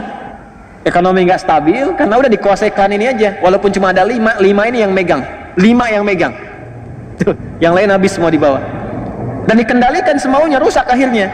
Akhirnya apa yang mereka lakukan? Udah keluarnya dari sini, keluar dari dulu begitu, diusir dan seterusnya. Ya, sampai yang paling menarik apa? Yang menjadikan mereka bisa kembali tenang dan hidup dengan nyaman adalah risalahnya Nabi Muhammad SAW yang mewarisi risalah Nabi Ibrahim AS ke atas dan menyempurnakannya. Karena ketemu, kenapa tadi saya sebutkan nasab di awal, untuk menunjukkan kalau ini dipraktekkan damai semua. Singkatnya sudah selesai, singkat langsung lompat ke era Nabi Muhammad. Begitu di era Nabi Muhammad ditertibkan semua, diberikan panduan kepada para sahabat. Udah nih, maaf dari klan ini saja yang terusir dari Romawi tadi, kan di Roma tuh diusir tuh ya, pendeta-pendeta Yahudi, rahib-rahibnya itu sudah mengatakan, robi-robinya, udah kita tunggu aja nabi terakhir yang paling hebat, yang membawa kita ke masa keemasan lagi, namanya Muhammad, lahirnya di Mekah, cuma nanti akan hijrah ke Yathrib. Yathrib itu kota tenang, kota damai, ada kota subur. Cuman kalau di Mekah dia akan diusir oleh kaumnya, disiksa. Daripada kita ikutan capek, kita nunggu aja di Yathrib. Pasti begitu tuh, kita nunggu aja di Yathrib. Makanya berangkat mereka nanti, ada beberapa suku besar di antara mereka. Ya, ada Bani Nadir, ada Bani Qainuqa nanti. Ya, ada nanti yang di Khaybar beberapa dan sebagainya. Kumpul tuh. Ada yang kecil-kecil 12 suku, kumpul semua di Yathrib. Dan mereka cerdik dan ya saya nggak bisa ungkapan kata, nanti nggak bagus tuh ya. Itu mengambil daerah suburnya di utara. Nanti yang selatannya itu, ya selatannya, yang ninggalin itu yang keturunan Yaman. Tapi mereka bisa bangun dan akan dibalik oleh Allah. Yang sekarang yang utaranya itu justru ya terlihat biasa-biasa saja, banyak peninggalan hancur di situ. Justru selatannya yang sekarang ada Masjid Nabawi, ada Kuba dan sebagainya, itu yang diabadikan lestari. Jadi kalau antum main ke Madinah sambil belajar sejarah, antum bisa merasakan ini nikmatnya beriman. Kalau imannya benar tuh dijaga oleh Allah, yang tandus pun bisa makmur. Makanya ngajinya begitu, jangan cuma bolak-balik gitu ya. Tapi nggak dapat apa-apa. Insya Allah sah secara umrah, sah baik dan sebagainya. Tapi saat pulang tuh nggak ada refleksi. Qurannya cuma tertulis di mushaf nanti. Nggak ada pengalaman dalam keseharian kita. Singkat, ini selesai, perilaku menyimpang juga. Udah datang nabinya ditolak, bahkan mau dibunuh. Hukum mereka kalau nanti melakukan misalnya pemberontakan dalam konteks negara, itu hukumnya diusir, di hukum Yahudi. Nabi datang bikin piagam Madinah. Yang punya keyakinan itu misalnya Yahudi, Nasrani dan sebagainya, dituliskan dengan hukumnya masing-masing. Orang Islam pakai hukum Islam, orang Yahudi pakai hukum Yahudi. Ketika klan Yahudi di situ memberontak dengan kesepakatan itu, bahkan ingin membunuh Nabi dan ketahuan dari situ, maka diterapkan hukum Yahudi, keluar dari situ, diusir lagi.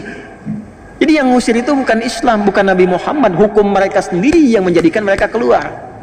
Itu masih kebawa dari perilaku yang lama itu. Terusirlah kemudian Bani Qainuqa, Bani Nadir, Yahudi bersih, semua Madinah dari Yahudi bersih. Diputar balik di sejarah sekarang, orang Islam yang mengeluarkan Yahudi dari Madinah, kebalik. Itu begitu ceramah sejarah yang benar, dia bobo tuh. Jadi nggak sempat yang dengar, di ujungnya aja keluar baru dia bangun lagi. Persis kayak khutbah Jumat ngantuk tuh. Begitu ujungnya baru kedengaran, ambillah yang bagus, tinggalkan yang jelek, tuh kan? Keluar sendal bagus dipakai itu. Salah kesimpulan. Keluar dari sini, kacau lagi, kacau, di mana-mana diusir dan sebagainya. Secara singkat saja, zamannya Umar, dibuka Palestina, Romawi dikalahkan, masuk pasukan, kunci dipegang, kedamaian terjadi. Kristen bisa tinggal di situ nyaman. Bahkan gereja diabadikan, gak dirusak, gak diapa-apain. Saking hebatnya Umar pada masa itu, dengan tawadu datang uskup besarnya sampai memberikan kunci gerejanya dan mempersilahkan kalau ingin digunakan untuk ibadah pertama kali. Kata Umar, jangan, ya, supaya tidak jadi fitnah di masa depan. Yang Kristen silahkan ibadah di tempatnya masing-masing. Kita tidak usah memaksa. Lakum dinukum waliyadin. Anda dilindungi, kita saling melindungi di sini, saling menjaga. Yang Kristen silahkan ibadah. Kalau bertanya tentang Islam dijelaskan. Pengen memeluk Islam silahkan, tapi tidak dipaksa. Walaupun yang pegang kuasa umat Islam. Yahudi boleh tinggal damai, semua damai pada masa itu. Sampai masuk lagi Romawi itu, terjadi perang salib, dikuasai lagi, keluar lagi semua, habis lagi, terjadi lagi seperti dulu. Ya, udah, yang bukan Nasrani keluar semua, keluar. Yang Muslim juga demikian, Yahudi dihabisin karena punya. Ini menarik ini, karena punya nasab. Kan Nabi Isa itu dikultuskan, Yesus itu kan dikultuskan. Nah, yang mau mengeksekusi itu kan kalangan Bani Israel dari Yahudi itu. Makanya sesungguhnya secara sejarah, ya, dari kalangan Nasrani ini sebetulnya punya rasa-rasa tidak suka, dendam yang terlampau berkepanjangan. Jadi dimanapun ada Yahudi, itu tertanam dalam fitrahnya yang lama itu, udah keluarin. Ya, kalau bisa habisin. Ya. Jadi kalau kita perhatikan dengan jujur, pernah nggak antum mendapatkan referensi sejarah? Ada di satu tempat umat Islam sengaja membantai umat Yahudi? Nggak ada. Coba cek dalam sejarah, irisannya selalu begitu. Makanya agak aneh kalau nempel perjanjian baru dengan perjanjian lama itu agak aneh itu. Ya, kalau nempel ya, ini secara ilmiah ya, secara ilmiah. Jadi argumentasi ilmiah, bukan dalam narasi lain. Ini kita bahas sejarah. Kalau pengen diskusi silahkan. Ya, maksud saya jangan sampai dipotong-potong besok saya jadi tersangka gitu kan. Tidak, kita dialogkan ya. Balik sini. Jadi sudah selesai, datang periode siapa? Salahuddin Al-Ayyubi dari suku Kurdi. Dibuka lagi,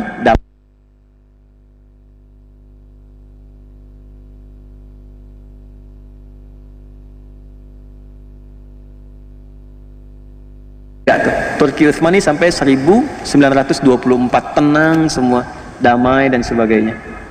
Terjadi ketika mereka kemudian merasa damai, merasa tenang, golongan rusak muncul lagi. Muncul khayalan.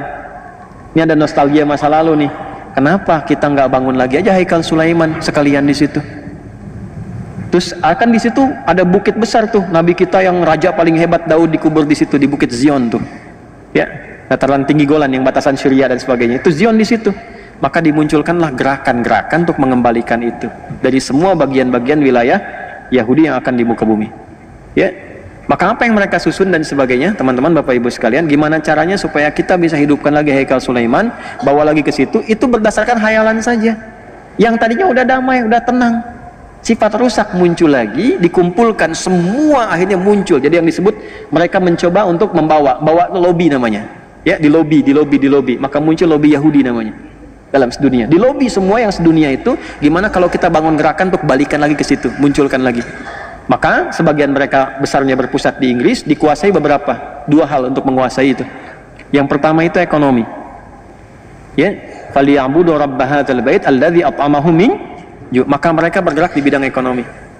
Termasuk nanti kalau saya mau cerita di satu waktu yang lain, yang datang ke Nusantara pun dengan VOC itu, saya cerita begini sudah riset, saya begini-begini sudah menduduki kantor VOC di Belanda.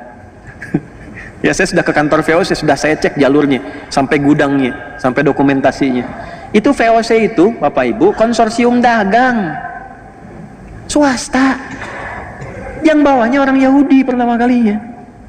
Ketika hancur di Eropa, dia melihat ada ekspedisi-ekspedisi yang dilakukan oleh pasukan-pasukan salibis. Setelah periode 1492, terjadi perjanjian Theodosius, kemudian Isabel, ya, itu disatukan dengan Ferdinand, yang di Spanyol itu jatuh. Kemudian setelah itu membuat misi 3G. Sekarang sudah 4G atau 5G. Ya, dulu masih 3G, God, Glory, and Gospel, menyebar. Itu dipelajari. Karena kerajaan yang kirimkan seringkali karam, di lautan besar itu karam, biayanya banyak, mahal, habis semua. Makanya sering dikali harta karun peninggalan Raja Spanyol dan sebagainya. Sering sampai jadi film dokumenter sekarang ini. Nah, belajar dari situ beberapa yang Yahudi bikin satu konsep, udah gabungin aja semua nih pengusaha-pengusaha supaya resikonya makin kecil. Kalau karam pun harta keluar sedikit, kalau menang keuntungan banyak. Maka disusun itu. Asalnya yang muncul Yahudi, itulah saham pertama kali yang terjadi di bumi, yang diarahkan untuk kepentingan swasta konsorsium tadi. Itu markasnya kecil aja, kecil. Sekarang jadi asrama. Jadi sedikit begini, di Delft namanya, Delft. Ya. Ada bulatan masuk lorong sebelah kiri, kecil aja, mungkin jaraknya tuh 10 meteran lah ke atas gitu. Itu kantor VOC yang ngambilin rempah-rempah dan semuanya kita itu. Ya. Kuman gudangnya sebesar Masjid Al-Azhar depannya. Terus dibikin kanalnya itu nyambung ke 13 provinsi di Belanda, nyambung ke Samudra Hindia, nyambung sampai ke kita. Jadi kalau ngambil rempah-rempah dari sini, lewat jalur laut, itu langsung tembus ke gudang. Masih ada gudangnya sampai sekarang. Jadi restoran sekarang ini. Saya baru dari sana beberapa waktu yang lalu. Dan yang paling menarik itu pajaknya dipakai untuk membangun Belanda. Jadi Belanda itu dibangun dari pajaknya VOC. Jadi Belanda tuh sampai ke New York nanti. New York itu asalnya mau dibangun New Netherlands. New York itu kita punya saham rempah dari sini ke New York itu. Makanya harusnya masuknya tanpa visa tuh ke situ. Sahamnya dari sini. Baca sejarah lagi, baca sejarah. Itu bangun, bayangkan betapa kayanya negeri ini. Pajaknya aja bisa bangun Belanda, pajaknya aja. Kayak yang sehat, yang baik-baik gitu. Ini makmur. Ini anugerah atas berkat rahmat Allah yang Maha Kuasa. Indonesia itu kaya. Ya. Cuman orang-orangnya juga mesti berpikir mendekati Allah supaya baik. Yang kita perlukan orang baik. Kalau cuman pintar nggak baik, kekayaannya nggak berguna, habis. Ya balik lagi dari situ, itu Anda bisa bayangkan ekonomi dikuasai di masa-masa itu. Jadi yang pertama dikuasai ekonominya dulu supaya megang dunia. Karena kalau ekonomi dikuasai gampang, militer dikendalikan, pemerintahan dikendalikan. Karena gampang, bayar selesai. Itu ilmu dipakai dari Korun. Rusaknya dari situ. Karena Firaun dibiayainya oleh Korun. Nanti muncul panglimanya namanya Haman. Makanya sering diungkap di Quran kisah Korun, kisah Firaun. Zamannya kan sama. Panglimanya Haman, intelektualnya juga ada. Dan penasihat spiritual yang kebelingernya pun ada, Balaam namanya. Komplit lah di situ. Ya, jadi kalau sudah unsur-unsur itu ada dan nggak disebutkan, ya, secara tegas nama detailnya untuk menunjukkan kesan bahwa itu bisa berpotensi terjadi lagi di masa depan. Yang membawa itu genealogi ini, manusia-manusia ini, kuasai ini, nanti tinggal gampang. Ya, itu di masa-masa itu sudah terjadi. Kalau ingin menentukan satu pemimpin di mana saja sampai ke level-level daerah. Kalau di kita mungkin wali kota atau bupati, itu sudah nyampe. Udah masuk ke satu tempat disiapkan semuanya. Ini biayanya sekian, ukuran jas kamu, ukuran sepatu kamu, ukuran ini udah sekian. Jadi, tapi harus ikut begini. Tuh kelakuannya ini. Dari dulu itu kalau saya buka sampai referensi sampai ke atasnya, kita bisa turunkan nasabnya sampai ke era Firaun itu. Nah, itu yang terjadi. Maka ini mengonfirmasi, teruskan ayatnya sampai ayat yang ke-6. Tsumma radadna lakumul karrata 'alaihi wa amdadnakum bi amwal. Itu konfirmasinya. Ini pembuktian firman Allah benarnya. Perhatikan, mereka akan kuat di bidang ekonomi. Ini Karena gerakan pertama yang dibangun itu. Wa amdadnakum bi amwal wa banin, keturunan mulai banyak menyebar dan mereka pegang ekonomi itu. Sekarang bukan cuma jadinya di Palestina itu yang 1948 kemudian tiba-tiba deklarasi, yang fasilitasi siapa? Inggris kan? Ya, khayalannya munculkan kembali keagungan itu di Bukit Zion itu. Maka gerakan untuk membawa ke Zion disebut dengan Zionism. Pelaku karakternya disebut dengan Zionis. Jadi yang ada sekarang di situ itu bukan sifat-sifat Israel, bukan sifat-sifat Yahudi yang kembali hudna, bukan, itu Zionis. Karena Yahudi yang awal-awal tinggal itu damai, biasa-biasa saja. Coba lihat, biasa-biasa saja dengan orang Islam biasa, dengan Kristen biasa, damai aja. Ini gerakan-gerakan perusak. Jadi yang datang ini perusak, tapi udah disebut di Quran. Dan itu menyebar. Ya, wa amdadnakum bi amwalin wa banina. Yang paling hebat begini. Wa ja'alnakum aktsara nafira. Dan gerakan itu nanti melintasi zamannya akan punya dukungan-dukungan dari pihak-pihak luar yang menguatkan dan membantu mereka. Nafir itu artinya yang mensupport, yang mendukung, yang mendorong. Jadi Quran sudah mengungkap ketiganya. Terbukti nggak sekarang? Satu, ekonomi dipegang, terbukti? Bukti ya. Yang kedua, mereka punya jejaring yang menyebar tuh dari anak keturunan dimanapun. Dan itu punya lobbynya, punya grup-grupnya, punya asosiasinya. Ya, mungkin nanti ada Freemasonry, ada yang lobby, ada yang macam-macam, itu disebutkan wabanina, nyebar. Dan semua membentuk jaringan untuk saling menguatkan sehingga dia bisa punya proksi, bisa punya macam-macam yang itu akan membantu. Wa ja'alnakum aktsara nafira. Semua tiga-tiganya sekarang sedang dibuktikan, ditunjukkan kebenaran ayat ini oleh Allah yang terjadi sekarang. Jadi kalau pengen tahu pembuktiannya, maaf, bi amwalin, nih yang pegang ekonomi sekarang siapa? Coba cek googling siapa aja keluarganya, ketemu. Wabanina, keturunan-keturunan yang menyebar dimanapun ada. Ya, termasuk yang kelahiran di sini juga ada. Tuh yang sering muncul di TV tuh, perempuan tuh. Saya nggak sebut nama tuh ya. Ya, ya saya nggak mau kata-kata yang kurang baik lah. Ya, tapi saya biasanya kalau diundang sama yang kurang kompeten itu nggak berminat gitu. Buang-buang waktu gitu. Ya, pengetahuan sejarah minim. Kalau dikatakan tidak tahu, gitu kan? Ya, cara berpikirnya juga tidak terstruktur. Ya, jadi kalau kita datang juga buang-buang energi. Ya, jadi kita tonton sambil senyum aja lah udah gitu ya. Ya, jadi baru bicara aja, jangankan orang yang pintar, orang biasa awam sih udah paham gitu keadaannya bagaimana. Tapi ini tidak menjadikan kita mesti mencela atau merendahkan, tidak. Justru kita mendoakan kepada jalan yang baik, kemudian memperbaiki dengan cara yang baik, dengan menyampaikan yang seperti ini. Tapi yang saya maksudkan kalau Anda cek, itu kan kelahiran Makassar. Tapi menjadi bagian dari jaringan lobby kan ke atas ke sana. Itu pembuktian kebenaran Quran. Jadi mana mana nyebar ke bawah lagi rasanya. Wa ja'alnakum aktsara nafira. Saya umumkan tidak boleh ada negara lain yang ikut campur tentang ini. Tapi dia masuk kok lewat kapal induk. Yang lain nggak boleh, dia masuk dengan kapal induk, ya kan? Jangankan kapal induknya itu di border yang di Rafah di Mesir itu jagain di situ. Makanya nggak bisa keluar. Yang jaga tentara mana? Amerika jaga juga di situ. Banyak kumpul, Amerika, Kanada, dari Inggris, dari macam-macam negara lain Eropa. Yang menariknya begini, ini yang dikuasai jejaring itu, ja'alnakum aktsara nafira, sebetulnya dalam hatinya pun sama, nggak pengen Yahudi masuk ke daerah mereka. Sebab kalau masuk ngerusak lagi, daripada di kami, di situ aja deh kami jagain. Gitu. In ahsantum li anfusikum, ayat 7.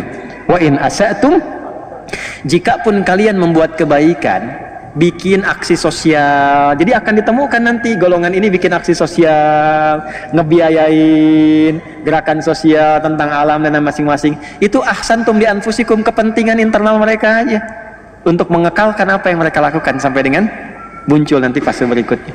Wa in asa'tum falaha, kalau berbuat buruk memang begitu karakternya. Memang begitu karakternya. Jadi kalau sekarang misalnya yang dibom, maaf, rumah sakit, ya memang begitu.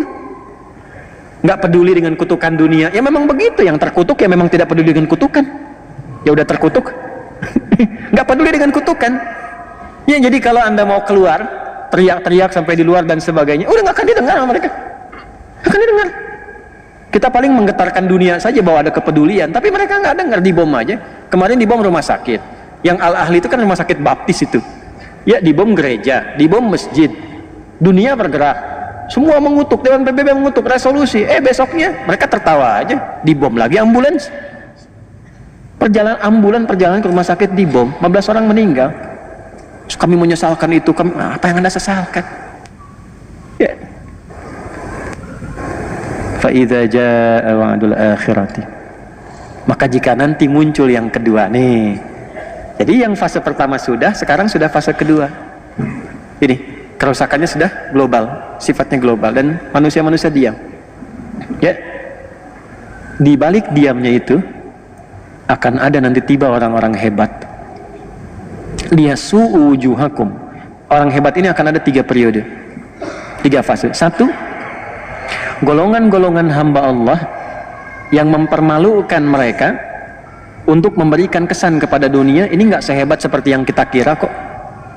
Teknologinya paling canggih, intelijennya, strateginya, penyadapannya gitu kan, sehingga propaganda yang dibuat keluar itu seperti yang tadi saya sampaikan, propaganda keluar tuh begitu, selalu menampakkan gak ada apa-apa, kita yang paling hebat nih, kecil kok, cuma ormas kecil gini ya, dibanjirin aja selesai gitu kan. Tapi kan nggak selesai-selesai. Sayangnya beberapa orang terpengaruh dengan itu ya, nggak ngaji. Akan ditemukan, kata Allah, satu golongan hamba akan muncul. Hamba-hamba ini begitu terlatih untuk menunjukkan kepada dunia, mempermalukan wajah mereka di dunia. Oh, ternyata yang selama ini kelihatan seperti hebat, gak hebat-hebat juga. Random, habis juga, kena juga. Ya, biayanya sama biaya yang kecil-kecil. Oh, ternyata yang selama ini strateginya, kemudian intelijennya, kemudian juga ya penyadapannya macam-macam itu begitu canggih. Ya ternyata intercept juga, kena juga. Selesai juga. Dan itu hanya dilakukan oleh kelompok-kelompok yang disebut kecil. Jadi untuk memberikan kesan kepada dunia yang besar, negara-negara yang merasa punya militer, punya pesawat tempur dan sebagainya, Anda kemana aja selama ini? Enggak, bukan masalah iman, bukan masalah keyakinan, cukup jadi manusia aja. Tapi bagi orang Islam, kemanusiaan itu dilampaui dengan keimanannya. Imannya kemana? Gitu, ditampakkan liyasu'u wujuhakum, itu satu, untuk mempermalukan wajah mereka di hadapan dunia. Ternyata selama ini yang disebut hebat cuman begini aja. Lantas Anda yang tidak punya ya apa yang mereka miliki orang-orang hebat ini, tapi memiliki alat-alat yang Anda klaim canggih, lebih hebat daripada mereka. Ini orang-orang nggak punya landasan pacu untuk pesawat tempur, pesawat tempurnya nggak punya, senjata nggak lebih hebat dibandingkan dengan negara-negara yang ada lain sekarang. Orang-orang negara-negara yang mengatakan di situ muslimnya banyak misalnya, atau negara-negara Islam, atau umumnya dunia pada umumnya yang pesawatnya hebat, alutsistanya banyak dan sebagainya dan seterusnya, diam.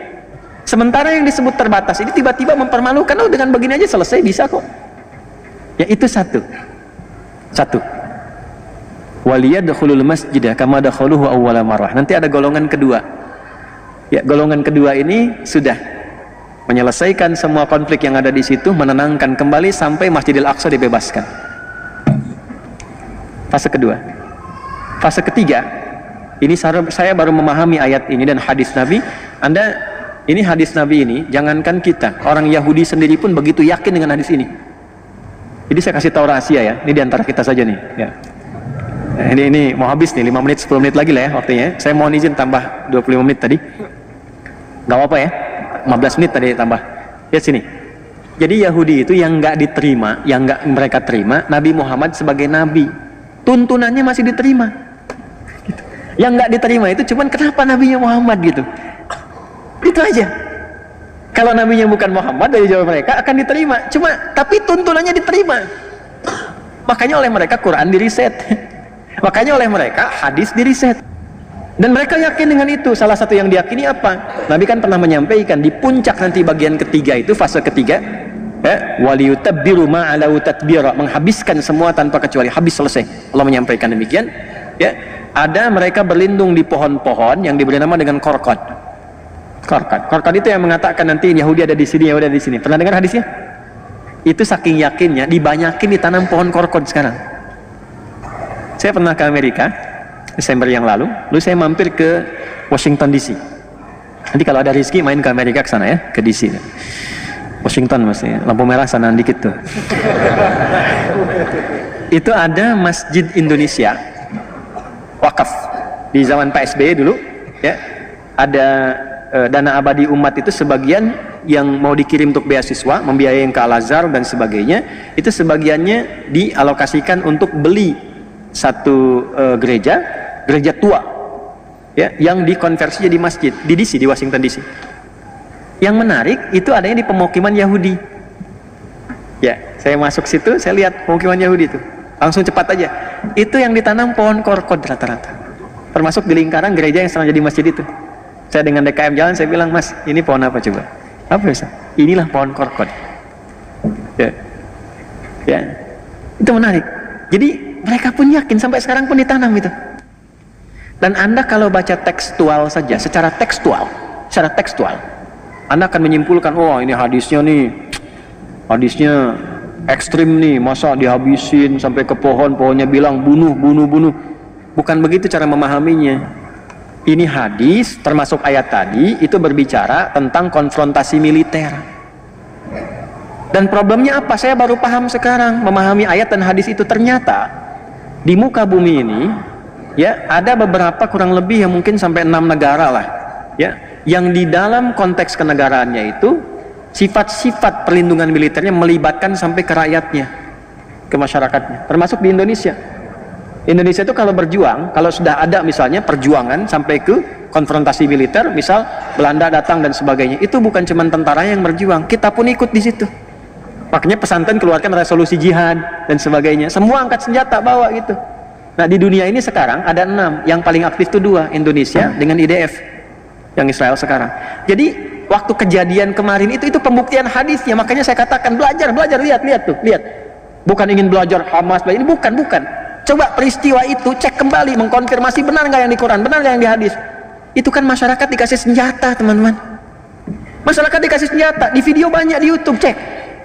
Ada masyarakat Palestina konfrontasi dengan masyarakat yang di sana, yang di wilayah Zionis disebut Israel itu. Itu rakyat biasa, masyarakat sipil bawa senjata, ditembak tuh orang Palestinanya, dor, selesai. Yang polisinya diam-diam aja begini, dibiarin kena. Jadi rakyatnya dikasih senjata. Nanti pada periode ketiga, setelah periode kedua itu Masjidil Aqsa bebas, periode ketiganya ada konfrontasi luas semua. Semua masyarakat Yahudi yang ada pada masa itu diberikan senjata dan berlindungnya di balik pohon korkod. Itu yang menjadikan kemudian pertarungan semestanya menjadi meluas pertempurannya. Itu maksudnya. Ya, jadi kalau Anda melihat situasi sekarang dengan karakteristik bom ini, bom itu, emang karakter rusak ini. Ya, tapi tidak bisa dipukul rata. Misalnya Yahudi keseluruhan nggak bisa dipukul rata. Yang rusak-rusak aja nih. Yang apa? Yang Zionis, yang diklaim dengan Israel sekarang itu. Ya, yang lain-lainnya mungkin ada yang baik-baik juga ada. Ada Robi-Robi yang mengatakan itu mereka memang perusak. Ada Robi yang begitu. Nah, itu mungkin kalau dia tarik ke atas itu yang 70 orang disebut di Al-Araf 155 tadi. Generasinya itu tuh. Tapi tinggal sedikit. Tapi ujungnya kan kalau nggak beriman sama aja kufur. Tapi setidaknya membawa sifat kemanusiaan yang jelas. Tapi pada umumnya yang rusak lebih banyak. Ya, kalau mendiamkan sesuatu yang rusak kan sama rusak juga. Ya kan? Jelas ya? Nah, dan ini tugasnya macam-macam, beda-beda. Ada yang bagian propaganda. Kemarin ada mereka punya lembaga think tank penelitian. Yang terbarunya itu meminta supaya dilemahkan Al-Azhar yang ada di Mesir. Ini karena masjidnya Masjid Al-Azhar. Ya, mereka merekomendasikan 3 hal. 1, ganti Syekh Al-Azhar nih. Karena begitu terjadi di sana mengeluarkan sebuah statement fatwa ya bahwa itu penjajahan, mesti dibantu, mesti dibebaskan. Itu rekomendasi pertamanya, ganti. Yang kedua, lemahkan. Ya, dengan cara dananya yang biasanya untuk menguatkan itu dikurangi. Ya, atau tidak diberikan sama sekali. Nah, yang ketiga, ya udah, sampai negaranya nggak usah disupport sama sekali. Mesir nggak usah terima bantuan, nggak usah apa-apa lagi, kecuali kalau Syekh Al-Azharnya diganti dan sebagainya. Tuh, itu ya waja'alnakum aktsara nafira. Kita sedang ada di era itu. Ya, jadi jangan jauh-jauh dulu sampai berjuang ke Palestina. Aduh, nggak usah, belajarnya dari sini. Ya, belajar dari sini, kuatkan iman, bangun negara dengan baik. Bangun negeri dengan baik, perbaiki dulu. Karena yang Allah sebutkan generasi emas itu adalah orang-orang yang meningkatkan iman takwa. Jadi ibad dulu, ibadallana, perbaiki sholat dulu. Sholat masih keluar masuk. Ya, orang puasa Daud, ini sholat Daud. Subuh sholat, duhur tidak, asar sholat, maghrib tidak. Pengen berjuang, udah habis antum.